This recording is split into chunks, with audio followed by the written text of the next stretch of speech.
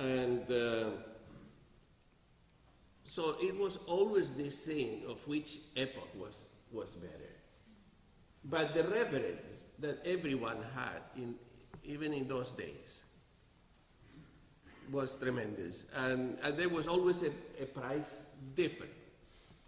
Almost all the guitar makers were charging more or less the same thing, and Torres was always a step or two on top. Is there a difference that you can describe between the two Tauruses tonight in terms of his intentions as a guitar maker, or the reflection of the materials used? I mean, the first Taurus is was relatively inexpensive cypress, not very fancy decoration. This has the more expensive wood, the fancier rosette. Can you say anything about the intentions of Taurus in these two guitars and how they are expressed musically differently? Before Richard says something, I have never met a guitar maker that is not completely in love with cypress. And many of the guitar makers that I have met in my lifetime have given their full love, just the same, when they're making a cypress guitar or when they're making a rosewood guitar. And actually, the way they feel, the connection to cypress, and you as a luthier say what you think about your own feeling towards working with cypress. Cypress, for me, has a much deeper connotation than the fact that it just happens to be the only wood that's native to Spain that's used for making Spanish guitars. All of the other woods that are in these instruments come from outside of Spain. So they were very expensive woods, imported at great cost, and very costly to the makers. At the time when these were made, the proportion of the wood cost to the cost of the instrument was much greater than it is today, which is why the type of wood you selected affected greatly the price you would pay for the instrument. There was a reason for the cypress being used for the players who had not much money, the gypsy players. But for me as a flamenco, the cypress has a much deeper meaning, because the cypress is symbolic of death, which is a very strong element of flamenco music. It's one of the central themes of all flamenco cante.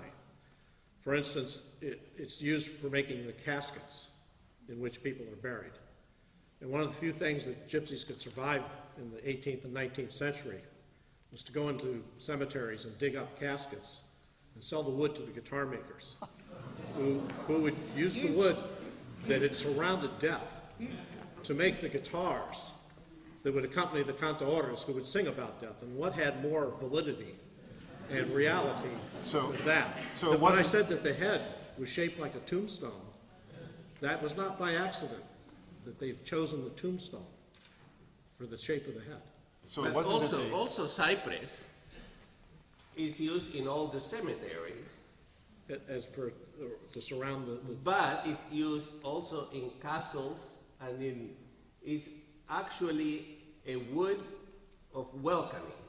Yes.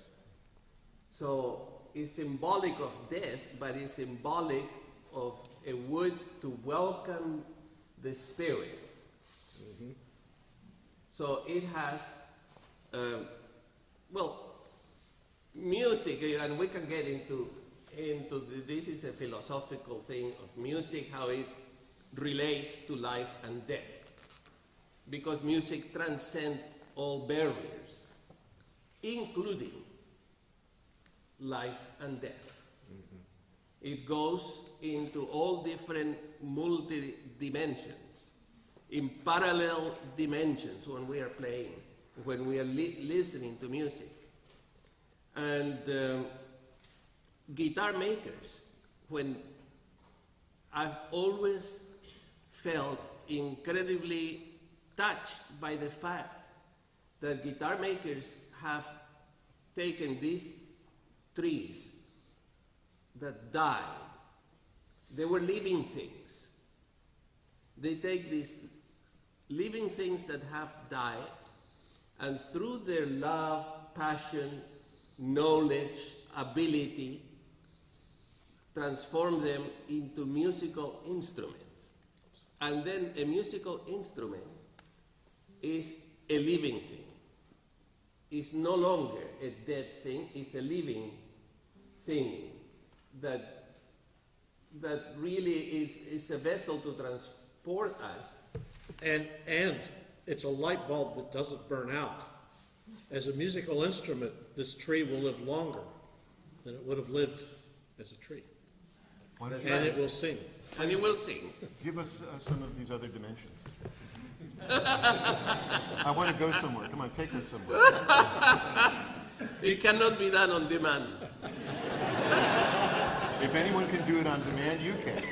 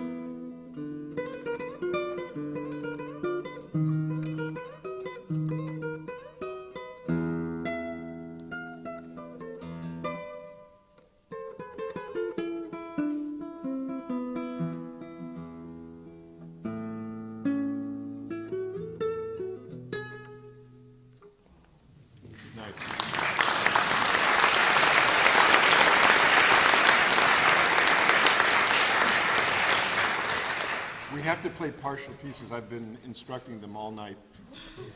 Otherwise, we'll be here too long.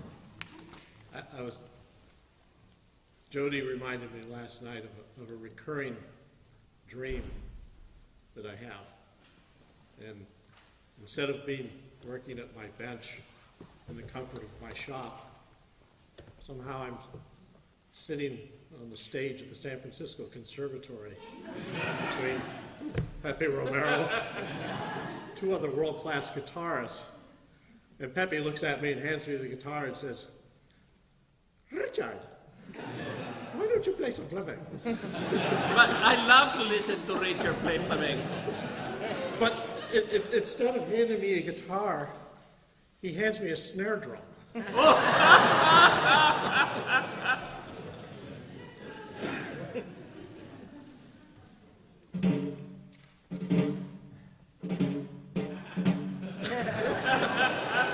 Sounds very Taurus.